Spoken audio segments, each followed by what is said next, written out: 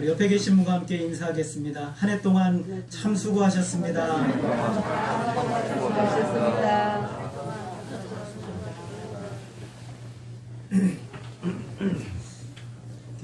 찬양, 은혜로운 찬양이니까 목이 메어서 제가 자꾸 말이 아니, 연습할 때는 별로 이렇게 감동이 없었는데 갑자기 찬양을 부르는데 이 가사 하나가 내 삶에 당연한 것 하나도 없다는 것이 얼마나 가슴에 다가오는지 절절히 제 마음이 오늘 이게 너무 마음에 다가오는 거예요. 정말. 그러면서 우리 교회가 이제 내년이면 14년째거든요. 근데 13년의 일들이 갑자기 팍 머릿속에 휙 돌아가는 거예요. 정말 당연하지 않았구나. 나는 당연한 듯이 생각했는데 당연하지 않았구나. 그런 마음이 들어서 오늘 찬양이 너무 마음에 깊이 다가옵니다. 여러분도 그러시죠? 네. 2021년도 정말 마지막 밤입니다. 올해는 얼마나 빨리 지나갔는지 너무너무 빨리 지나간 한 해가 되었다는 생각이 들었어요. 한 해 동안 여러분 무슨 일이 가장 기억에 많이 나십니까? 코로나. 예, 듣기만 해도 코로나가 제일 기억에 많이 나시죠? 저도 그렇습니다. 아니, 기억 안 할 수가 없는 게 아침에 눈을 뜨면서 뉴스에서 나오는 소리가 코로나 이야기밖에 되지 않아요. 코로나가 올해쯤 끝날 줄 알았더니 끝나지 않았고 아마 올해도 넘어가겠죠. 내년에도 코로나가 있을 것 같아요. 많은 학자들은 코로나가 종식되지 않을 것이다. 평생 우리는 코로나와 더불어 살아가야 된다 라고 이야기하는 분들도 있습니다. 코로나로 인해서 겪어야 됐던 많은 어려움들이 우리 가운데 있었죠. 자영업을 하시는 분들 중에 많은 분들이 또 가게 문을 닫아야 됐고, 또 그동안 얻었던 많은 유익들과 또 이런 이익들을 얻지 못할 수밖에 없었습니다. 대학에 들어간 학생들은 1년 동안 학교에 한 2번 정도, 3번 정도밖에 학교에 가지 못했어요.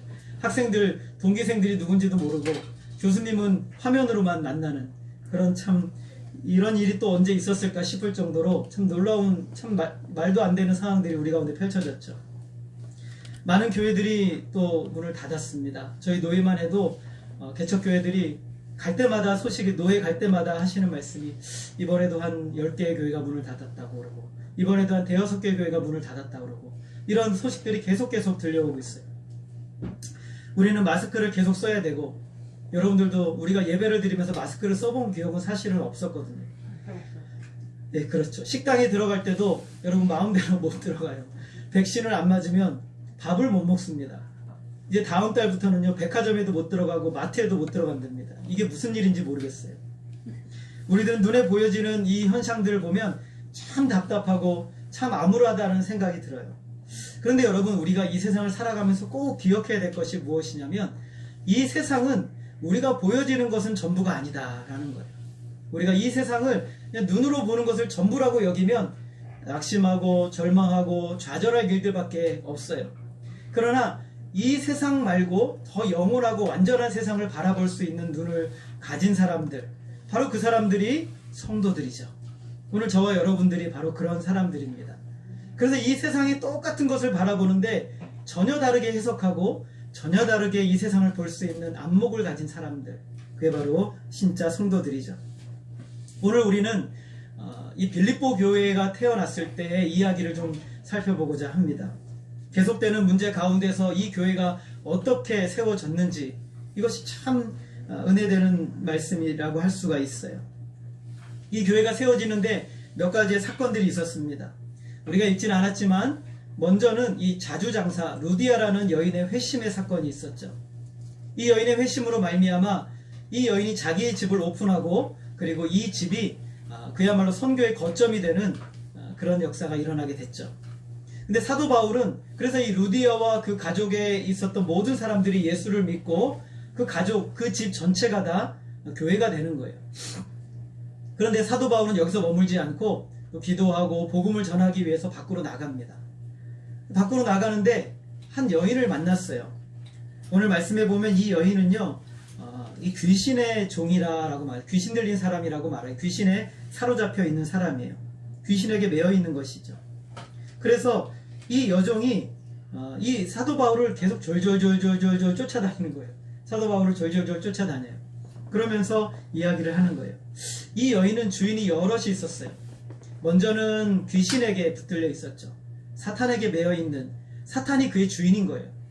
그런데 사탄에게 매여 있는 이 여종을 사람들이 불쌍히 여기는 것이 아니라 자기의 재산을 증식을 하기 위해서, 돈을 벌기 위해서 이 여인을 자신의 종으로 삼아서 이 여인을 돈벌이 수단으로 만들어버리는 사람들이 또 있었어요.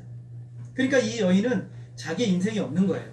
그야말로 사탄의 종이 되어 있고 사람들의 종이 되어서 그야말로 자기의 인생 전체가 다른 존재를 위해서 돈벌이 수단밖에 되지 못하는 그런 인생이 되었죠. 참 불쌍한 인생이에요. 17절을 보게 되면 사도 바울 일행을 따라다니면서 이렇게 소리를 지릅니다. 이 사람들은 지극히 높은 하나님의 종으로서 구원의 길을 너희에게 전하는 자라라고 외쳐요. 이 여종의 외침, 이 귀신 들린 여종의 외침은요, 사실 진실이었어요. 오늘 이 여종은 종이라고 사도 바울을 비롯해 이들을 향해 뭐라고 말했냐면 지극히 높으신 하나님의 종이다라고 표현하고 있어요. 이 종이라는 단어는 더 정확하게 표현하면 노예라는 뜻이에요. 노예. 여러분, 종보다 노예는 더 최하에 있는 사람을 노예라고 할 수가 있어요. 노예는 자기의 의지가 없어요. 노예는 자기가 뭘 해야 되겠다라는 자기의 욕구도 없어요. 다 주인이 원하는 대로 주인의 의지가 자신의 의지가 되는 것이고 주인의 욕구가 자신의 욕구가 되는 거예요. 그래서 노예는 자기가 말할 발언권도 없어요. 다 모두 주인에게 예속되어 있는 거예요. 그런데 노예도 다 똑같은 노예가 아니에요. 그 주인이 어떤 신분을 가지고 있느냐에 따라서 이 노예의 위치도 달라져요. 예를 들어서 왕의 노예면 굉장히 좀 괜찮은 편이죠. 평민의 노예는 조금 낮은 거에 속하는 거예요. 그런데 오늘 이 여종이 사도 바울을 향해서 뭐라고 말하냐면 지극히 높으신 하나님의 노예다라고 표현하는 거예요. 당신은 지극히 높으신 하나님의 종이다라고 얘기하고 있어요. 이것은 사실 최고의 찬사예요. 인간이 가질 수 있는 최고의 찬사는요, 우리가 하나님의 종이 되는 거예요. 이것보다 더 높은 위치는 이 세상에 존재하지 않아요. 그리고 바울이 하는 일은 구원의 길을 사람에게 전하는 것입니다. 얼마나 놀라운 특권인지 몰라요. 그런데 여러분, 이 여종은 뭘 하는 사람이냐면 점을 치는 사람이에요. 점을 쳐서 다른 사람에게 돈을 벌어주는 그런 역할을 해주는 사람이죠. 그야말로 하나님이 기뻐하지 않는 일을 하는 사람이죠. 그런데 하나님이 기뻐하지 않는 일을 하는 사람이 진리를 전하는 것을 하나님은 기뻐하지 않으세요. 사탄에게 매여 있는 자가 하나님의 진리를 말하는 것을 하나님은 기뻐하지 않으세요. 왜냐하면 그들은 하나님께 순종하지 않을 뿐만 아니라 하나님을 대적하는 존재이기 때문에 그래요. 그래서 이 여종이 바른 믿음을 가지고 바른 지식이 있기는 하지만 그러나 그것을 바르게 순종하고 바르게 따르지 않기 때문에 이것은 거짓된 것이죠. 귀신의 종이 되어 있는 여종은 계속해서 바울을 따라다녀요. 계속 바울을 몇 날 며칠 따라다니면서 똑같은 말을 반복하는 거예요. 바울이 저처럼 이렇게 해서 복음을 딱 전하려고 하면 이렇게 말하는 거예요. 이 사람들은 지극히 높은 하나님의 종으로서 구원의 길을 너희에게 전하는 자다라고 소리를 치는 거예요. 바울이 복음을 전하려고 하면, 바울이 또 복음을 이 사람들에게 전하려고 하면 이 사람은 지극히 높은 하나님의 종으로서 너희에게 구원의 길을 전하는 자라 이렇게 하고 선포하는 거예요. 복음을 방해하는 거죠. 사도 바울이 복음을 전하는 것을 방해하고 있는 거예요. 바울이 너무너무 괴로우니까 가만히 놔둘 수가 없는 거예요. 그래서 이 여종을 붙들고 있는 이 귀신을 향해서 사도 바울이 명령합니다. 예수 그리스도 이름으로 명하노니 그에게서 나오라! 아멘이십니까? 예수 그리스도 이름으로 명하노니 그에서 나오라! 라고 선포합니다. 그러자 오늘 말씀에 보면 즉시로 귀신이 나왔다라고 오늘 말씀은 이야기하고 있습니다. 이 여종이 어떻게 되었을까? 이 여종은 어떻게 되었을까요? 전승에 따르면, 또 많은 신학자들에 따르면 이 여종이 몸에서 귀신이 나간 이후로 이 여종은 빌립보 교회에 들어가 성도가 되었다라고 대부분 이야기를 하고 있습니다. 여러분 한번 생각을 해봅시다. 우리 교회에 저기 밖에서 귀신 들린 사람이 하나가 있었어요. 그런데 우리 전도사님이 주 예수의 이름으로 명하노니 귀신아 나가라! 라고 했더니 이 여자에게서 귀신이 나갔어요. 그리고 난 다음에 전사님이 전도해서 우리 교회로 데리고 왔어요. 여러분, 이 여종은 그 자체로 무엇이 될까요? 증거가 되는 거예요. 하나님이 살아계심과 하나님의 능력과 하나님의 권세가 있음을 증거하는 증거가 되는 거죠. 빌립보 교회가 얼마나 힘을 얻었을까요? 얼마나 위로가 되었을까? 이제 생긴 지 며칠, 아마 몇 달, 아마 많아도 1년은 안 됐을 것인데 그 교회 안에 이 여종이 들어감으로 큰 힘이 됐을 거예요. 다 정말 말할 수 없는 힘이 됐을 거예요. 굉장히 복된 일이 교회 안에 일어나죠. 성도들이 교회 안에 몰려들고 구원받는 영혼들이 더해지는 것은 하나님이 가장 기뻐하시는 일입니다. 자, 그런데 이 일로 말미암아 바울과 실라가 굉장한 어려움을 당했어요. 바울이 예수 그리스도의 이름으로 이 여종에게서 귀신을 쫓아내자 그 다음에 바로 일어난 일이 무엇이냐면 이 여종을 통해서 돈벌이를 했던 그들의 수익이 사라져버린 거예요. 그들의 수익이 사라져버린 것이죠. 그러자 이 여종의 주인들은 바울과 실라를 끌고 장터로 가서 그리고 고발하여 그의 옷을 찢고 벗기고 매로 때리고 몽둥이로 때렸습니다. 채찍으로 때리고 매로 때린 것이죠. 많이 쳤어요. 여기서 많이 쳤다라는 것은 거의 죽을 만큼 극심하게 때렸다는 것을 의미하는 거예요.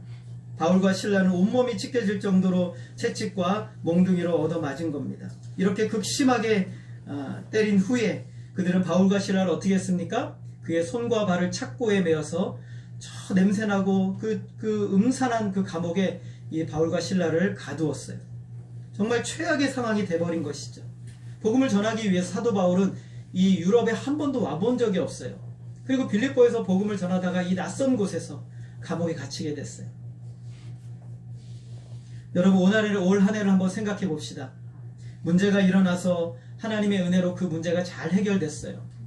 그런데 문제가 해결됐는데 또 그 해결된 문제 때문에 더 큰 어려움에 빠지게 돼요. 문제 위에 문제가 생기고 이거를 해결했더니 또 이 문제가 생기고 또 이걸 해결했더니 또 이 문제가 생겨요. 이 사람과 관계가 회복됐는데 또 저 사람 때문에 문제가 생기고 저 사람과 친해졌는데 또 이 사람이 나를 괴롭히고 물질적인 문제가 해결됐는데 또 여기서 터지고 이런 역사들이 우리 가운데 자꾸 일어난단 말이죠.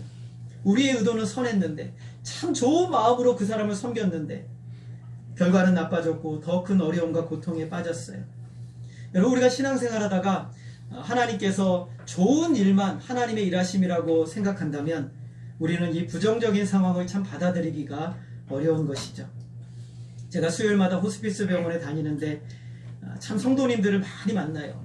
일주일에 제가 호스피스 병원에 가게 되면 매주마다 돌아가시는 분들이 있기 때문에 새로운 분들이 들어오잖아요. 그러면 제가 볼 때 한 평균적으로 50%는 기독교인이에요. 권사님, 장로님, 안수집사님, 그리고 성도, 목사님, 전도사님, 온갖 가리지 않고 한 50%는 다 성도들이에요. 근데 그분들 중에 한 90%가 동일하게 하는 이야기들이 있어요. 첫 번째는 목사님, 내가 이렇게 중병에 걸려서 하나님의 영광을 가렸어요 라고 얘기를 한단 말이죠. 여러분, 제가 한번 물어보겠습니다. 중병에 걸리면 하나님의 영광을 가리는 겁니까? 여러분, 사도 바울은 하나님의 영광을 가렸습니까? 아니죠. 두 번째, 애들이 더 잘, 우리 아이들은 전사님한테 얼마나 교육을 잘 받았는지 정말 잘 알아요. 두 번째 꼭 하는 얘기가 있어요. 목사님, 하나님이 저를 버리셨나요? 여러분, 하나님이 중병에 걸린 사람을 하나님이 버리셨습니까? 네, 아니죠. 하나님은 버리지 않으셨어요. 여러분, 바울과 실라가 그 어두침침한 감옥에 갇혔어요. 하나님이 바울과 실라를 버리셨습니까? 아니죠. 절대로 안 버리죠. 여러분, 하나님은 정말 안 버리세요. 여러분이 그 극심한 고통과 아픔의 순간에서도 하나님은 절대로 여러분을 버리지 않으세요. 믿으시기를 바랍니다. 얼마나 훌륭한 아이들인지 몰라요. 지금 여러분 이 시간까지 예배를 드리고 앉아있다는 것 자체로 이 아이들은 하나님께서 귀하게 사용하실 줄로 믿습니다.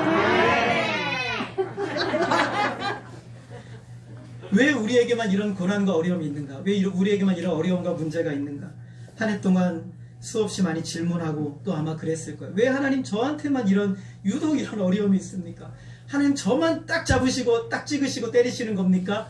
이런 마음이 들 때가 있어요. 우리가 이해하지 못하고 우리가 알 수 없는 일들이 일어나요. 우리가 그러나 그리스도인이라고 해서 항상 좋은 일, 좋은 결과만 있어야 된다라고 생각한다면 이런 일이 일어나면 우리는 당황하고 하나님의 사랑을 의심하게 되는 거예요. 여러분, 하나님이 선하시다고 믿으십니까? 하나님이 선하시다는 것은 우리를 가장 유익되게 하신다는 거예요. 하나님 우리를 가장 좋게 인도하시기를 원하세요. 그러니까 때로는 우리에게 보여지는 나쁜 상황을 통해서도 하나님은 우리를 가장 좋게 인도하시는 하나님이십니다. 하나님은 최악의 상황에서도 여전히 선하세요. 우리에게 선한 일을 하고 계십니다. 한번 택하신 하나님의 자녀들은 절대로 버리지 않으세요. 우리가 믿음으로 예수를 구주로 고백하고 하나님을 믿는다고 고백했으면 우리의 정신이 다 흔들리고 우리가 정말 아무것도 기억하지 못한다 할지라도 하나님은 우리를 영원의 나라까지 인도하실 거예요. 이것이 우리의 믿음이에요. 부정적인 상황이 하나님의 영광을 가리우는 것이 아니에요. 부정적인 상황이 하나님 우리를 버리셨다는 증거가 아니에요. 2021년도 우리는 하나님께서는 저와 여러분에게 100% 선하셨습니다. 100% 선하게 저와 여러분을 인도하셨어요. 흔들림 없이 하나님은 그 순간순간마다 얼마나 하나님이 인도하셨는지. 저는 올 한해 여러 가지 많은 사건들 중에 기억나는 사건 하나를 얘기하라면 저는 그 김한영 어르신 생일 잔치예요. 저는 평생 얘기할 것 같아요. 왜냐하면 이 시점이 너무 기가 막혀요. 어쩌면 이렇게 시점이 기가 막힌지. 그 다음 주에 이분이 쓰러져가지고 병원에 들어가게 됐어요. 그리고 우리가 못 만났잖아요. 그리고 이분이 지금 요양원에서 너무 행복하게 살고 계세요. 그런데 평생에 정말로 생일잔치 한번 제대로 변번하게 못했는데 우리 마리아 구역에서 얼마나 음식을 다 준비해 와가지고 이분에게 우리 전사님을 중심으로 해서 잘 섬기고 생일 축하합니다 해주고, 제가 사진을 봤는데 이분을 지금까지 봐왔던 사진 중에 가장 순수하고 가장 그런 아름다운 모습이었어요. 사랑을 받으니 사람이 아름다워지는 거죠. 오늘 저는 이 사건을 잊을 수가 없어요. 얼마나 시점이 기가 막힌지, 우리 하나님은 얼마나 선하신지. 그분이 이 뇌출혈로 쓰러져가지고 병원에 입원하시고 그 과정 가운데서 요양병원 들어가게 그 모든 과정들, 참 하나님의 은혜가 아니었다면 이 모든 일들도 일어나지 않았을 거예요. 하나님은 저와 여러분 2021년도 완벽하게 선하셨음을 믿으시기 바랍니다. 사도 바울은 지금 최악의 상황이에요. 인생에 처음으로 유럽에 건너와서 빌립보라는 낯선 곳에서 복음을 전하다가 귀신에 붙들린 불쌍한 영혼을 그리스도 이름으로 자유케 했습니다. 그런데 그 일로 채찍과 매를 맞고 손과 발이 착고에 매어져 감옥에 갇혔습니다. 이제 어떻게 해야 됩니까? 그럼 무엇을 하고 있을까요? 25절 말씀 우리 같이 한번 읽겠습니다. 시작. 한밤중에 바울과 실라가 기도하고 하나님을 찬송하며 죄수들이 듣더라. 여기서 한밤중은 정확한 번역으로 말하면 자정이에요. 지금 우리가 있는 이 시간입니다. 그 하루의 마지막 시간, 그리고 그 다음에 첫 시간이 되는 바로 그 중간 시점이에요. 근데 사도 바울과 실라가 지금 그 피곤한 시간에 지금 뭘 하고 있습니까? 기도하고 찬송하고 있습니다.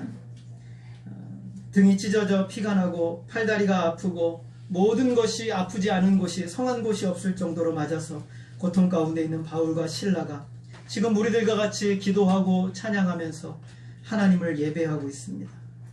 그들의 입에서는 신음소리가 아니라 찬양이 흘러나오고 자신의 신세한탄하고 원망하는 것이 아니라 기도가 터져 나왔습니다. 하나님을 찬양했습니다. 제가 이 말씀을 전하기 위해서 일주일 전부터 묵상하고 기도하는데 저는 저 스스로에게 물었습니다.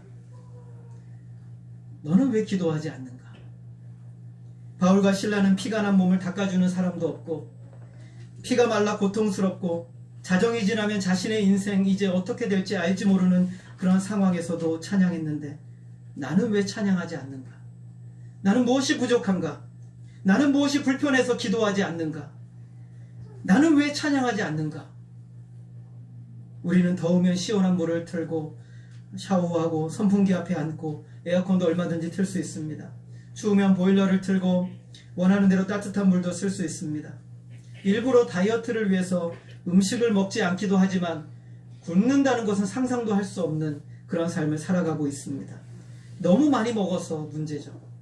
일이 힘들면 잠시 중단할 수도 있습니다. 내 육체가 원하는 것, 어느 조건, 어느 정도 다 우리는 원하는 대로 얻을 수 있습니다. 그런데 우리는 기도하지 않습니다. 그런데 우리는 찬양하지 않습니다. 바울은 감옥에 갇혔을 때만 기도하고 찬양한 것이 아닙니다. 바울은 매일 찬양하고 매일 기도했고 그리고 감옥에 갇힌 바로 이날도 동일하게 하나님께 기도하고 하나님을 찬양하며 예배했던 것입니다. 매일 하나님을 대면하고 만나는 성도는 최악의 상황에서도 하나님을 만나게 되는 것이에요. 이것이 바로 성경이 보여주는 진리입니다. 최악의 상황에서 드린 기도, 최악의 상황에서 드린 찬양, 세상을 향한 가장 강력한 설교가 되는 것입니다. 바울과 신라의 찬송과 기도를 누가 듣고 있습니까? 죄수들이 그것을 듣고 있습니다. 죄수들이 잠을 자야 되는데 잠을 안 자고, 여기서 지금 누가복음에서 듣는다라는 표현을 쓰는 것은 경청한다라는 뜻이에요. 그러니까 죄수들이요, 지금 잠을 안 자고 무슨 소리에 경청하고 있습니까? 기도하고 찬양하는 소리, 귀를 쫑긋하면서 이 소리를 듣고 있습니다. 극심한 고통 중에 그들의 기도와 찬송이 죄수들에게 생명의 메시지가 된 것입니다. 시편 34편의 제목은 이렇게 되어 있습니다. 우리 한번 같이 읽어볼까요? 시작. 다윗이 아비멜렉 앞에서 미친 채 하다가 쫓겨나서 시은 시. 여러분, 시편 34편의 제목이 뭐라고요? 다윗이 아비멜렉 앞에서 미친 채 하다가 쫓겨나서 지은 시가 시편 34편입니다. 무슨 제목을 지어도 이렇게 제목을 지었나 모르겠어요. 다윗이 사울에게 쫓겨서 도망가다가 이스라엘 경내에 있을 자리가 없었어요. 그래서 블레셋이라는 곳으로 들어가 가드라는 곳으로 숨어 들어갑니다. 그런데 이 가드의 왕의 신하들에게 이 다윗이 걸려요. 사로잡혀서 가드 왕한테 가게 됩니다. 그런데 그 순간 신하들이 다윗을 알아봐요. 아, 저 사람은 사울은 천철이요, 다윗은 만만이라 하던 바로 그 장수가 아닌가? 라고 알아봐요. 다윗이 두려웠어요.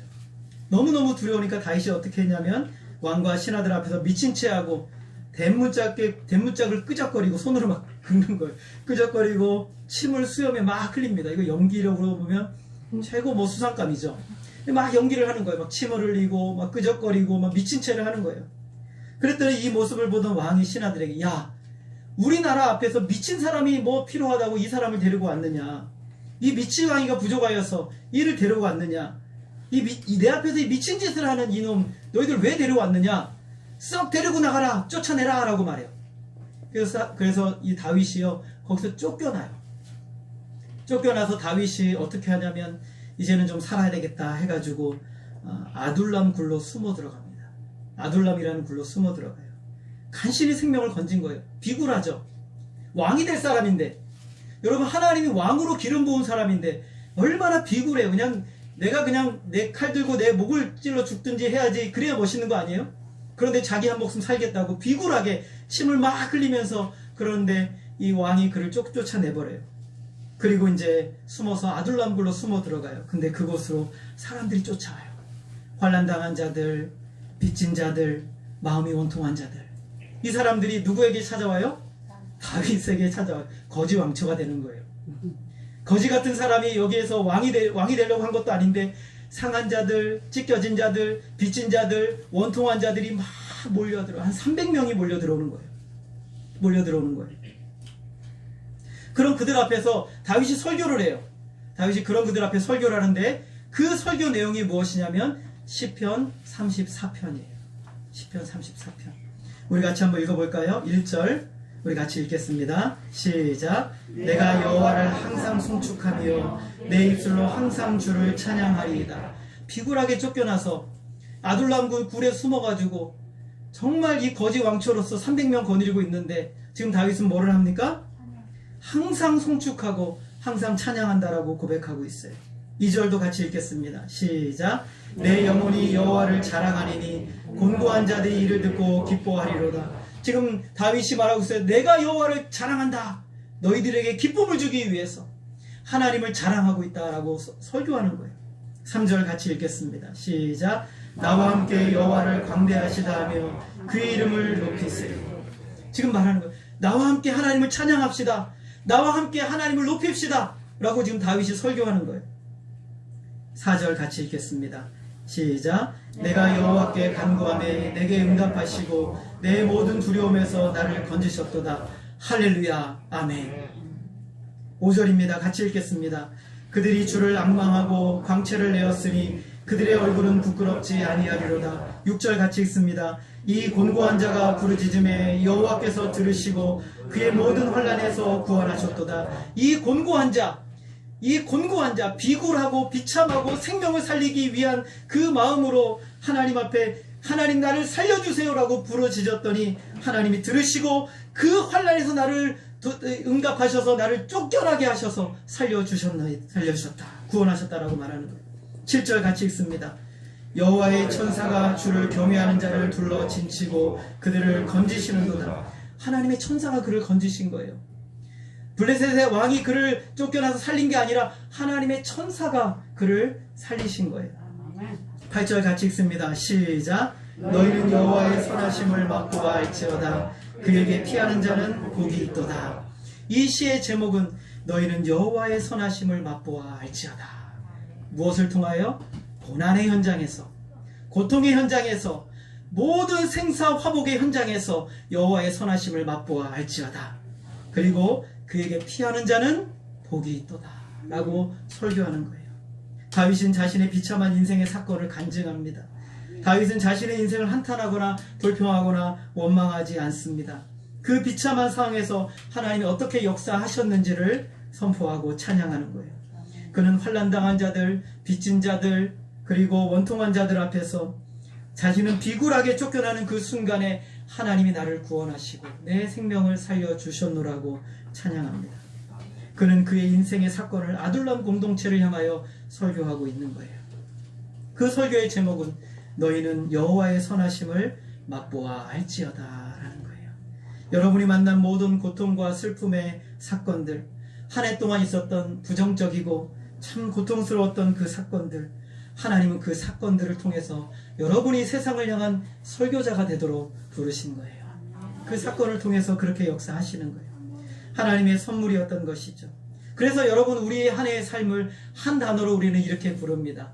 따라하겠습니다. 은혜로다. 은혜로다. 은혜라고 부르는 거예요. 하나님이 아니셨다면 그 위험한 상황에서 우리는 넘어졌을 거예요. 선하신 하나님이 아니셨다면 사람들에게 눌린 상황에서 우리는 완전히 무너졌을 거예요. 선하신 하나님의 은혜가 아니었다면 아찔한 상황에서 우리에게 길이 열리지 않았을 것입니다. 그래서 우리는 모든 사건과 상황들을 만날 때 어디로 가야 됩니까?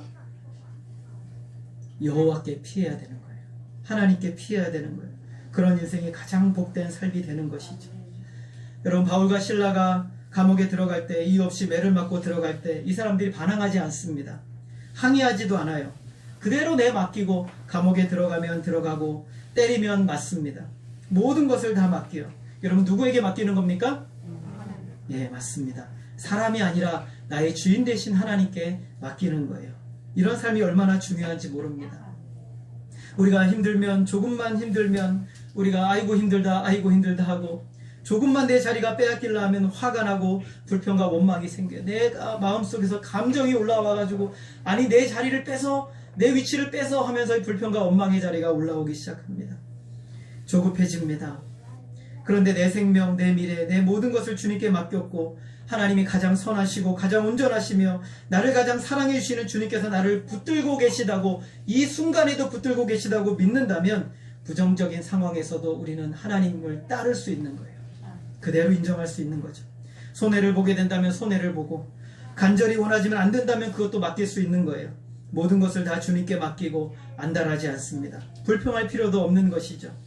왜냐하면 하나님께서 오늘 이 순간을 다 붙들고 계시기 때문에 그래요. 이 상황은 하나님의 손에 있는 거예요. 여러분, 우리의 손에 있다고 착각하는 순간 내가 이것을 운전해야 되는 거예요. 그러나 이 순간은 하나님의 손에 있다고 믿는다면 우리는 그것을 그대로 받을 수 있는 것이죠. 왜 하나님께서 바울과 실라를 감옥에 갇히게 하셨습니까? 그 이유가 지금 전혀 드러나지 않았어요. 전혀 몰라요. 그러나 하나님은 모든 일에 선하시기 때문에 바울과 실라는 감옥에서도 찬양하고 기도하며 하나님을 예배할 수 있었습니다. 무엇인가 하나님의 뜻이 있으시겠지. 두 사람은 알았기에, 하나님의 뜻을 있을 거라고 알았기에 밤중에 찬양하고 밤중에 기도한 것입니다. 하나님의 자녀들에게 의미 없이 일어나는 일은 아무것도 없습니다. 하나님이 왜 이러시는지 이유는 모르는데 지나보면 하나님의 뜻이 무엇인지를 우리 알게 됩니다. 그런데 그 목적이 바로 나타나요. 그 목적이 무엇이었냐면 교회를 굳건하게 세우시기 위해서, 복음을 들어야 할 사람들, 하나님이 창세전에 살리고자 하시는 사람이 바로 감옥에 있었던 거예요. 감옥에 있었던 거예요. 사도 바울이 감옥에 안 가면 그 사람을 구원으로 부를 수가 없는 것이죠. 26절 우리 같이 한번 읽겠습니다. 시작. 이에 갑자기 큰 지진이 나서 옥토가 움직이고 문이 곧 다 열리며 모든 사람의 매인 것이 벗어진지라. 하나님께서 마치 두 사람의 기도에 화답하듯이 큰 지진을 내셨어요. 그리고 옥토가 움직이고 모든 문이 열려버립니다. 모든 사람의 메인 것이 다 벗어져요. 여러분이 한번 상상을 해봅시다. 지금 사도 바울이 기도하고 찬양하는데 죄수들이 지금 뭐하고 있었다고 그랬어요? 듣고 있었어요. 자기도 모르게 이거 하나님 예배하는 거예요. 하나님의 찬양 소리를 듣고 하나님 소리, 기도 소리를 듣고 있는데 갑자기 무슨 일이 일어났어요? 지진이 나는 거예요. 옥토가 움직이고 옥문이 열리고 사람들의 메인 착고가 다 풀어져 버렸어요. 간수가 자다가 옥문이 열린 것을 보고 죄수들이 다 도망갔다고 여기고 비참하게 죽을 바에야 차라리 내 스스로 목숨을 끊자 하고 칼을 빼서 자결하려고 합니다. 그때 사도 바울이 크게 소리 지르죠. 내 몸을 상하게 하지 말라. 우리가 지금 여기에 있다라고 말합니다. 그러자 이 간수가 바울과 실라 앞에 엎드리고 내가 어떻게 해야 구원을 받을 수 있겠습니까? 라고 물어요. 그러자 사도 바울이 이렇게 말합니다. 따라합시다. 주 예수를 믿으라. 그리하면 너와 내 집이 구원을 받으리라. 여러분 믿으십니까? 여러분 주 예수를 진정으로 믿는다면 여러분의 모든 가족이 구원을 받을 줄로 믿습니다.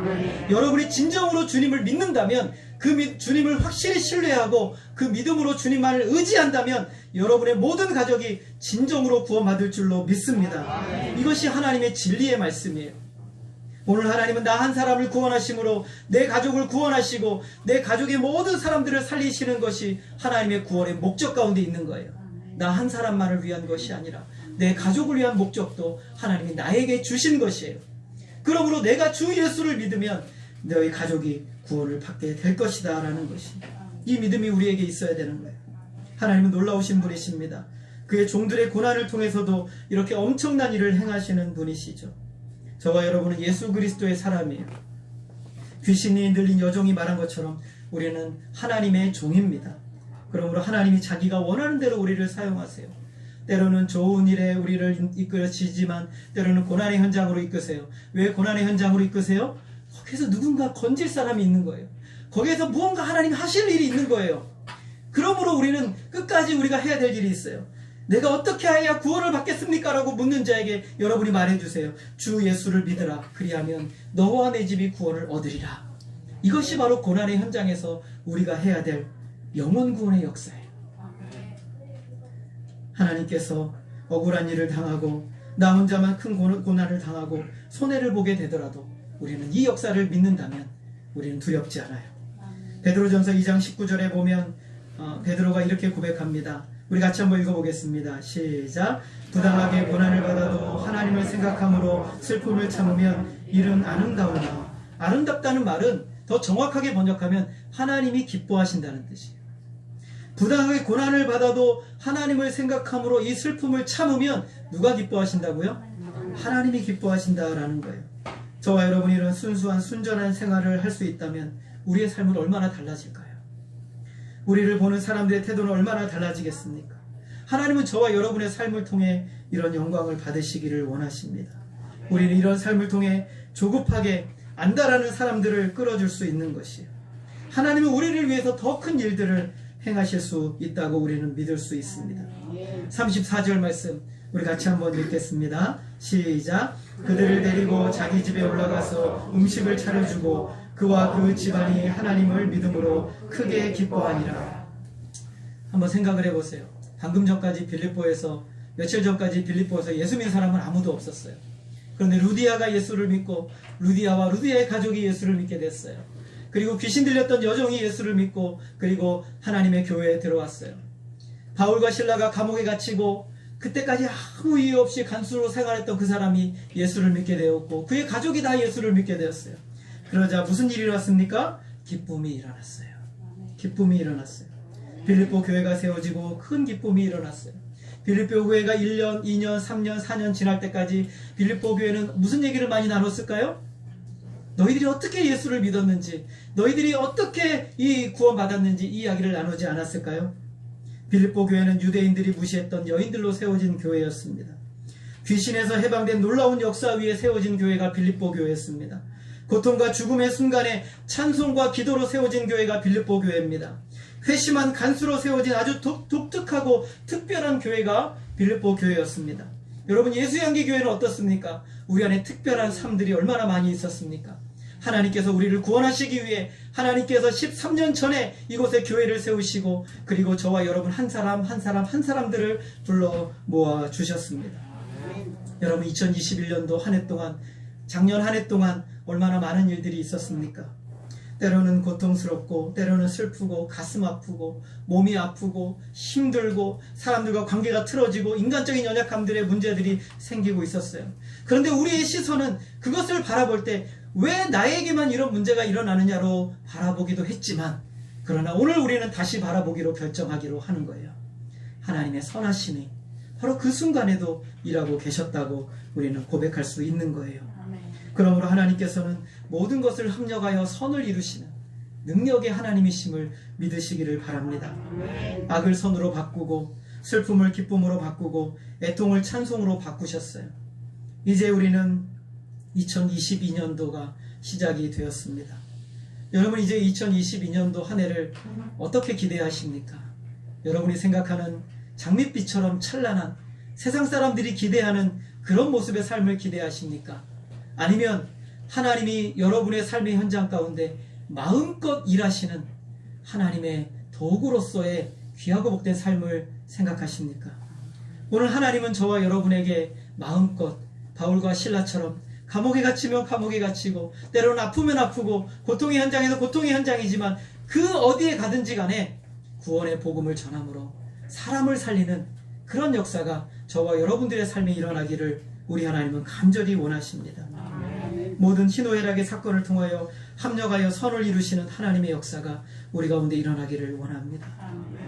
이제 사도 바울이 빌립보를 떠나서 빌립보를 향해서 편지 한 장을 씁니다. 그것이 바로 빌립보서예요. 그 빌립보서에서 사도 바울이 빌립보 교회를 향해서 전하는 메시지가 바로 이것입니다. 우리 같이 한번 읽어볼까요? 여기 안 적었습니까? 제가 읽겠습니다. 사도 바울이 빌립보 교회를 이렇게 말합니다. 따라합시다. 주 안에서 항상 기뻐하라. 내가 다시 말하노니 기뻐하라. 여러분 우리에게 기뻐할 이유가 있습니까? 예, 기뻐할 이유가 있습니다. 우리 안에 차고도 넘치는 기쁨의 이유가 있어요.